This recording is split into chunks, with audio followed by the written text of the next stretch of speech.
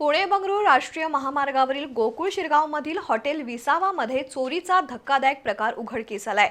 हॉटेलच्या मॅनेजरनं काउंटरमधील 1,55,000 रुपयांची रोकड लंपास करून पलायन केलंय।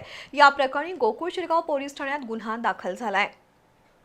गोकुळ शिरगावमधील हॉटेल विसावामध्ये मॅनेजर म्हणून कार्यरत असलेल्या पंकज पवार या तरुणानं हॉटेलच्या काउंटरमध्ये ठेवलेली 1,55,000 रुपयांची रोकड लंपास केली आहे। 25 जून रोजी दुपारी 1 वाजण्याच्या सुमारास ही घटना घडली।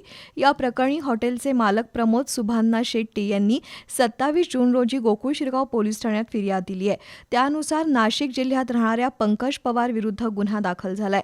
पंकज पवार हा 6 जूनपासून हॉटेलमध्ये कामावर रुजू झाला होता। अवघ्या 19 दिवसात त्यानं विश्वासघात करत मोठी रक्कम लंपास केल्याचं समोर आलंय। चोरीचा हा संपूर्ण प्रकार हॉटेलमधील सीसीटीव्ही कॅमेऱ्यात कैद झाला असून त्याच्या आधारे पोलिसांनी तपास सुरू केलाय।